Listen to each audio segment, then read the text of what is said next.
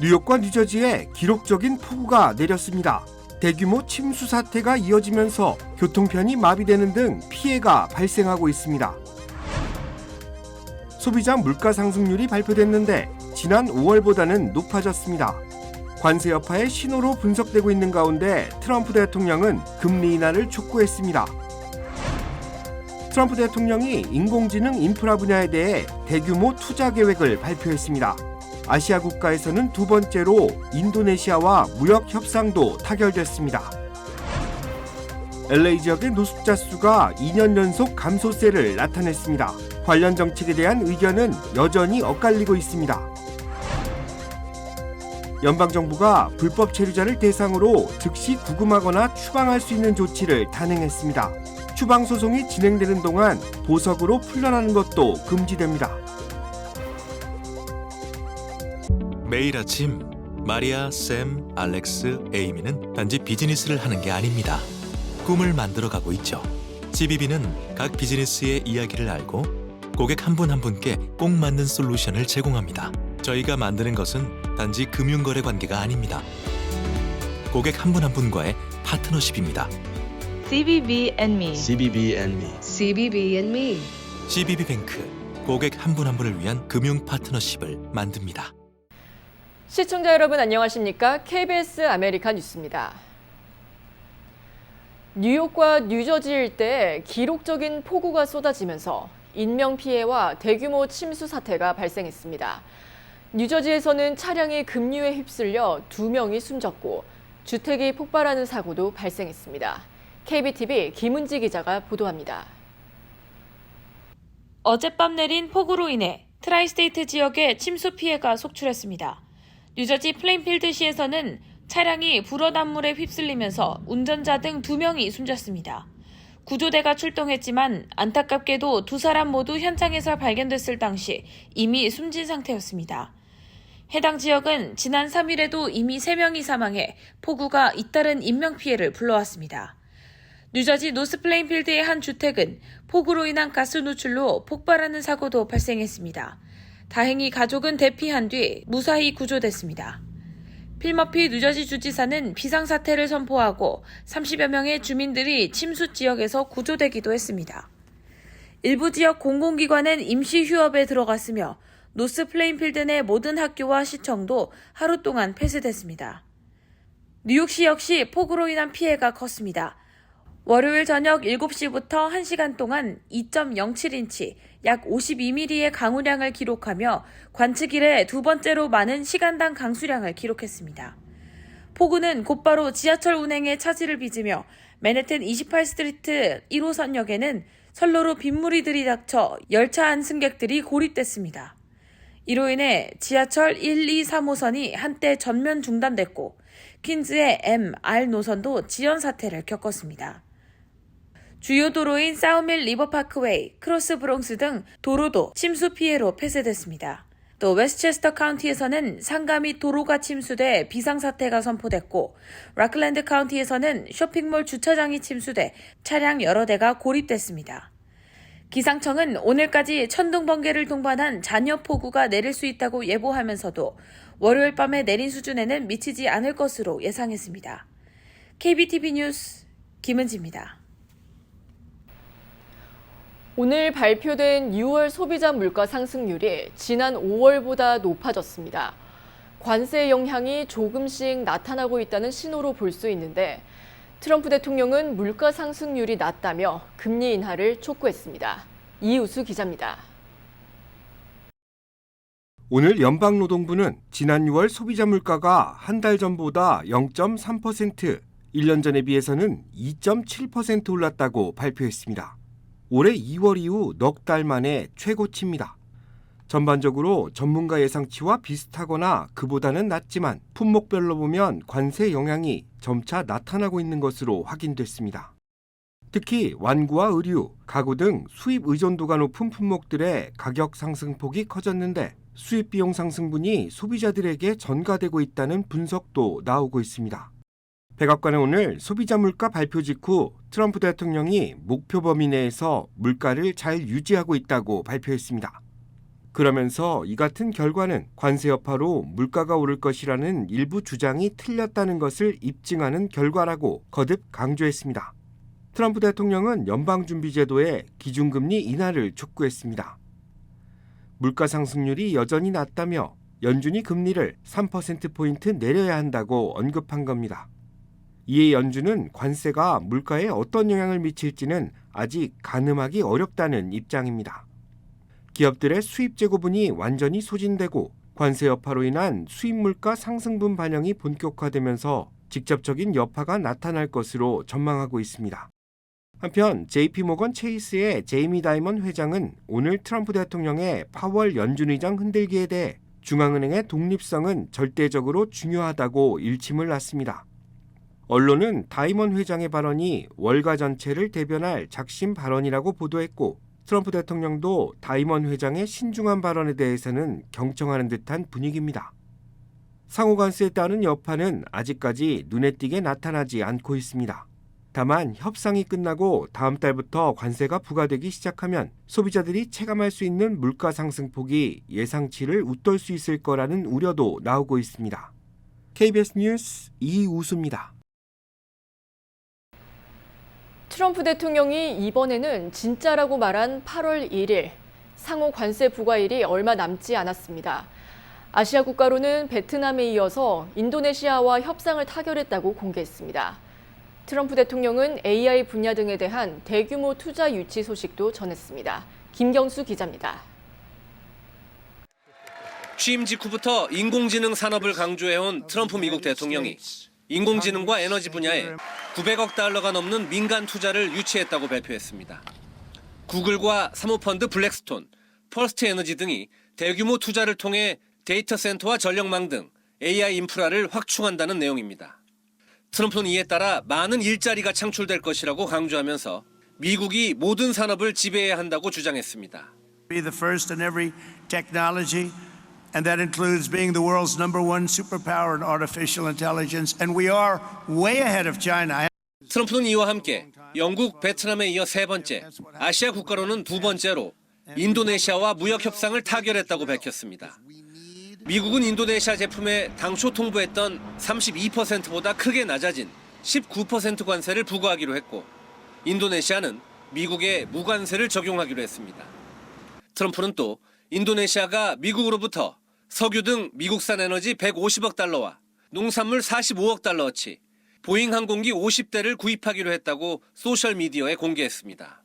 그러면서 미국은 이제 인도네시아 시장에 완전히 접근할 수 있게 됐다고 했습니다. But we will have full access into Indonesia. And we have a couple of those deals that are going to be announced. India basically is working along that same line. We're going to have access into India.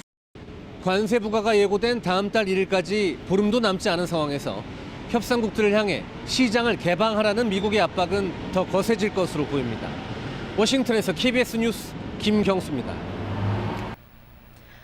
LA 지역의 노숙자 수가 2년 연속 감소한 것으로 조사됐습니다. 집계가 시작된 이래 2년 연속 감소는 처음인데 각종 정책이 효과를 내고 있다는 평가와 아직 갈 길이 멀다는 지적이 함께 나오고 있습니다. 윤범수 기자가 보도합니다. LA 노숙자 서비스국이 발표한 보고서에 따르면 현재 LA 카운티 내 노숙자 수는 72,308명으로 지난해보다 4%가 감소했습니다. LA시 역시 노숙자 인구수는 3.4%가 줄어 43,699명으로 집계됐습니다. LA 노숙자 수는 2005년 집계가 시작된 이래 처음으로 2년 연속 감소했습니다. 지난해에도 LA시와 카운티 노숙자 수는 각각 2.2%와 0.3%가 감소했는데 올해는 감소폭이 더 커졌습니다. 특히 전체 노숙자들 가운데 임시 숙소로의 이동이 늘어나면서 실제 거리에서 생활하는 노숙자 수는 상대적으로 더 줄었다는 것이 시와 카운티 정부의 설명입니다. LA 카운티의 경우 거리 노숙자는 2년 전보다 14%, LA시는 17.5%가 줄어든 것으로 조사됐습니다. 이 때문에 지난해 감소가 일시적 현상이었다면 올해는 노숙자를 줄이기 위한 각종 정책이 어느 정도 효과를 내고 있다는 평가가 나오고 있습니다.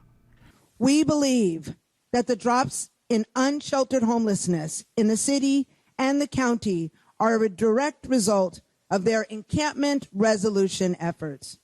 Over the last 2 years, our leaders came together to bring people inside, and their efforts have paid off. 그러나 2년 연속 줄었다 해도 LA 지역의 노숙자 수는 팬데믹 이전 시기였던 2019년과 비교하면 여전히 20% 이상 높습니다. 또 노숙자 서비스국이 매년 발표하는 노숙자 수 집계는 수천 명의 자원봉사자들이 각 지역별로 현장에서 전수조사를 실시하는 방식입니다. 이 때문에 다운타운을 중심으로 밀집됐던 상당수의 노숙자들이 한인타운을 비롯한 도심 전체로 퍼지면서 일부 집계가 누락됐을 가능성도 있습니다. 또 여전히 한인타운 등 주요 도심 곳곳에는 텐트에서 기거하는 노숙자들을 어렵지 않게 볼 수 있을 정도로 문제가 눈에 띄게 해소된 건 아닙니다. 때문에 장기적으로 노숙자 문제를 해소하기에는 현재의 정책이 속도를 내지 못하고 있다는 지적도 나오고 있습니다. Are there still unhoused Angelenos? Yes. Are there still encampments? Yes. Is reducing homelessness by having people in motels still very expensive, and do we need to look for more cost-effective ways? Yes. But all of this are step forward. 현재 LA 지역 당국은 길거리 노숙자들에게 기존 호텔을 개조하거나 임시 숙소를 지어 이동시키고 이들을 위한 영구 임대주택을 지어 제공하는 방식의 포용 지원책을 통해 문제 해소에 나서고 있습니다. LA시도 자체적으로 3만여 채 이상의 영구 임대주택 건설을 추진하고 있습니다. KBS 뉴스 윤범수입니다. 이어지고 있다. 내 손에서 가능성으로 이어지고 있다. 가능성이 도전으로 이어지고 있다. 도전이 성공으로. PCB의 능력이 나의 능력으로. 내가 만난 새로운 능력. PC빌리티 PCB뱅크. 아케디아에 거주하는 아시안 부부가 전국 각지의 여성들을 속여 여러 명의 아이를 대리 출산하게 한 사건이 발생했습니다. 총 21명의 아이들은 보호당국에 의해 격리 조치됐습니다. KTLA 보도에 따르면 텍사스에 사는 27살 케일라 씨는 난임 부부를 돕기 위해 대리모가 돼 지난 3월 출산까지 마쳤습니다. 하지만 2달 후 아이가 해당 부부가 아닌 보호시설에 격리 조치돼 있다는 사실을 알게 됐습니다. 이후 그녀는 자신처럼 같은 부부를 위해 출산한 여성이 여러 명 있다는 사실을 알게 됐습니다. 일부는 동시에 임신했고 한 아기는 사산됐습니다. 대리모를 속인 부부는 아케디아에 거주하는 38살 실비아 장과 65세 구호준 슈안으로 지난 5월 머리 외상을 입은 아기가 병원에 실려오면서 이들 부부의 아동학대 조사가 시작됐습니다. 부부는 21명의 아이를 양육하고 있었던 것으로 알려졌습니다. 아케디아 경찰은 지난 5월 9일 영장을 발부해 중범죄 아동위험, 방임 등 아동학대 혐의로 체포했다고 밝혔습니다. 경찰은 이들이 돌보던 총 21명의 아동을 분리 조치했고 정확한 사건 경위를 조사 중이라고 밝혔습니다. 법원은 구금된 이들에게 도주 위험이 없다고 판단되면 보석으로 풀어줄 수 있는 재량권을 갖고 있습니다. 하지만 트럼프 행정부가 불법 체류자의 재판받을 권리를 박탈하고 즉시 구금 및 추방할 수 있는 조치를 단행했습니다. KBTV 전상희 기자가 보도합니다. 토드 라이온스 이민세관 단속국 국장이 현재 구금된 수백만 명의 불법 체류자들이 추방 소송을 진행하는 동안 보석으로 풀려나는 것을 금지할 것을 지시했다고 월스트리트 저널이 보도했습니다. 이 정책은 시기 상관없이 미국과 멕시코 간 국경을 불법으로 넘은 모든 이민자에게 적용됩니다. 미 법원은 구금한 이들에게 도주 위험이 없다고 판단되면 보석으로 풀어줄 수 있는 재량권을 갖고 있지만 라이언스 국장은 불법 이민자들을 추방 절차 기간 동안 구금해야 한다고 지시한 것입니다. 라이언스 국장은 소수의 사람들이 여전히 구금해서 석방될 수 있지만 이런 결정은 이제 판사가 아닌 ICE 직원이 내리게 될 것이라고 밝혔습니다. 한편 최근 몇 달간 뉴욕시에서도 이민자 체포 건수가 급격히 늘어난 것으로 파악됐습니다. 추방 데이터 프로젝트 자료에 따르면 올 들어 뉴욕시에서 이민세관 단속국에 의해 체포된 인원은 총 2,009명으로 집계됐습니다. 지난 5월 IC의 뉴욕시 이민자 체포 건수는 409건으로 지난해 5월 281건에 비해 46% 급증했습니다. 또한 6월 들어 첫 열흘 동안 뉴욕시에서 IC 요원들은 495명을 체포했는데 이는 지난해 6월 한 달간 체포된 총 인원의 2배 이상입니다. 문제는 IC가 중범죄, 폭력, 살인 등의 전과가 없는 이민자들도 잡아들이고 있다는 부분입니다. 올해 뉴욕시에서 체포된 이민자들 중 992명, 약 49%는 이민법 위반으로 IC에 체포됐습니다. 뉴욕시에서는 타주와 달리 IC의 직장 급습 단속은 드물었던 것으로 집계됐습니다.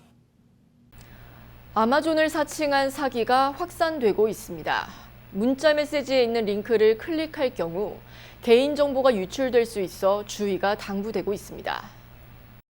아마존의 대규모 할인 행사를 앞두고 가짜 아마존 웹사이트가 급증했습니다. 폭스뉴스에 따르면 행사를 앞두고 2달여간 12만 건이 넘은 것으로 조사됐습니다. 이들 사이트는 피싱 링크, 악성 코드, 가짜 상품으로 가득 차 있었고 프라임데이와 관련 있는 것처럼 꾸며져 있었습니다. 아직도 온라인에 남아있을 가능성이 있어 주의해야 합니다. 주요 사칭 유형으로는 고가 상품을 주문했다는 알림을 보내 사용자가 취소하도록 유도하고 계정 정보를 탈취하는 허위 구매 사기와 실제 주문 내역처럼 이메일을 보내 가짜 사이트로 들어오게 만드는 가짜 주문 확인 이메일 등 사기 수법이 더욱 정교해지고 있습니다. 전문가들은 사기범들이 AI를 활용해 진짜 메시지처럼 꾸며진 사례가 많아 단순히 지위를 판단하기 어려워졌다며 정보 요구, 링크 클릭 또는 전화 유도 등 급하게 정보를 요구할 경우 절대 메시지나 이메일 링크를 클릭하지 말 것을 조언했습니다. 한편 LA 카운티 이민자 지원국은 연방 이민세관단속국의 체포 추방 작전이 지속되면서 신분 문제를 해결하려는 주민들도 늘어나고 있다고 설명했습니다. 그러면서 이를 악용하는 가짜 이민 변호사와 무자격 상담업자들이 기승을 부리고 있어 많은 피해자들이 발생하고 있다며 주의를 당부했습니다. 카운티 당국은 세금 보고 대행인 등은 법률 조언을 할 수 없고 대면 상담을 피할 경우 빈 이민 서류에 서명만 시키고 계약서를 주지 않는 경우 사기일 가능성이 높다며 절대 진행시켜서는 안 된다고 강조했습니다. 연방 대법원이 어제 트럼프 행정부가 교육부 직원 1,400명에 대한 집단 해고를 허용하는 결정을 내렸습니다. 어제 대법원은 매사추세츠주 보스턴 소재 연방법원에 명전 판사가 내린 명령을 뒤집고 트럼프 행정부에 손을 들어줬습니다. 전 판사는 조 바이든 행정부 때 임명된 한인 판사로 지난 5월 22일 판결에서 해고된 교육부 직원들을 복직시키고 교육부를 폐지하는 트럼프 대통령의 3월 행정명령 실행을 금지하라는 예비적 효력 정지 명령을 내린 바 있습니다. 하지만 연방대법원이 이 같은 결정을 뒤엎으면서 트럼프 대통령은 지난해 대선 당시 공약한 연방교육부 해체와 주정부 위주의 교육 행정에 더욱 집중할 것으로 보입니다. 전문가들은 미국 내 교육 정책의 근본 구조에 커다란 균열을 초래할 수 있다고 경고했습니다. 연방정부가 수십 년간 주도해온 교육 표준과 감독 기능이 해체될 가능성도 제기됐습니다. 특히 소외계층 및 저소득층 학생에 대한 연방 지원 프로그램, 전국 공통 학업 성취 기준 등 연방 차원에서 운영되던 다양한 기능이 일시에 사라지거나 주마다 크게 달라질 가능성도 커졌습니다. 한편 트럼프 대통령은 지난해 대선 유세 기간 동안 워싱턴 DC가 미국 교육을 망쳤다며 지역 사회와 학부모에게 교육을 돌려주겠다고 공약을 내건 바 있습니다.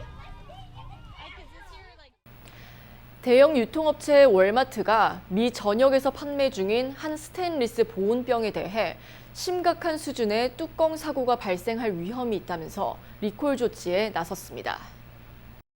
AP통신 등에 따르면 월마트는 2017년부터 미 전역의 매장에서 판매된 오자크 트레일의 64온스 스테인레스 스틸 보온병 85만여 개를 리콜한다고 밝혔습니다. 소비자제품안전위원회는 이달 10일 발표한 공지에서 이번 리콜과 관련해 심각한 충격 등의 위험을 초래할 수 있다면서 음식물, 탄산음료, 주스나 우유 같은 부패하기 쉬운 음료를 장시간 보관한 후 병을 열려고 할 경우 뚜껑이 강한 힘으로 튀어나올 수 있다고 설명하며 3건의 부상 사례 중 2명이 영구적인 시력 손상을 입었다고 밝혔습니다. 월마트는 소비자들에게 이 병의 사용을 즉시 중단하고 전액 매장에서 환불 받을 것을 권고했습니다. 연방정부의 연구 지원 축소와 유학생 감소 우려, 여기에 수년간 지출 증가로 USC가 대규모 구조조정을 예고했습니다. 김병수 USC 임시총장은 전 교직원에게 구조조정과 자산 매각, 고위직 급여 조정 등의 긴축 조치를 실시할 것이라고 밝혔습니다. 김 총장은 올해 6월 적자 규모가 2억 달러를 넘었다며 트럼프 행정부의 연구 지원금 삭감 정책과 유학생 등록 감소, 여기에 수년간 수입보다 빠르게 증가한 지출이 복합적으로 작용해 기존의 인력 채용 동결 등 조치만으로는 부족한 상황이라고 설명했습니다. 이에 USC는 부동산 매각, 고액 연봉자 보수 조정, 직원 감축을 포함한 구조 조정으로 지금은 어려운 결정을 내리지만 앞으로 USC는 더 강해질 수 있다고 김 총장은 강조했습니다. 하지만 일부 교직원 등 내부에서는 경영진의 판단 실책에 대한 책임론에 목소리를 높이고 있습니다.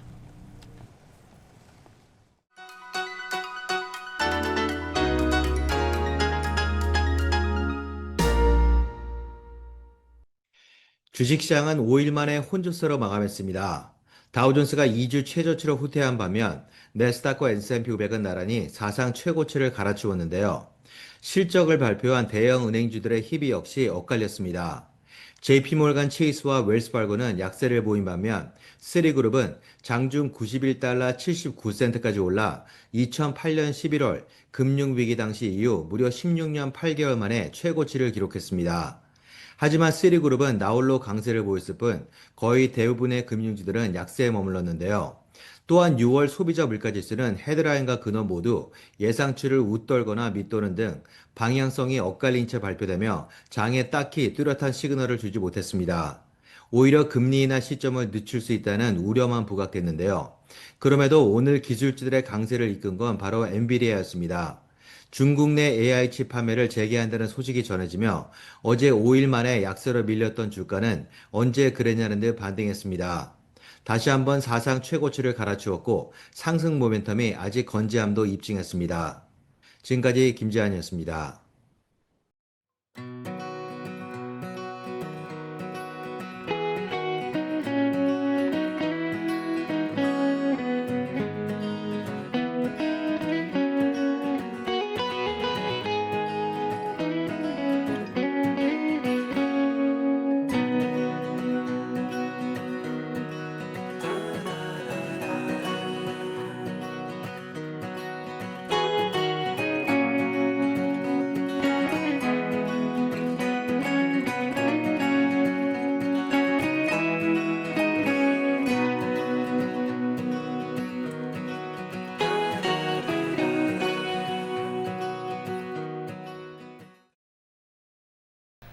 아이들은 아무 잘못이 없습니다. 어른들의 그릇된 욕심과 거짓말에 태어나자마자 보호시설로 보내진 이 아이들, 무엇으로 위로받아야 할까요? KBS 아메리카 뉴스 마칩니다. 시청해주신 여러분 고맙습니다.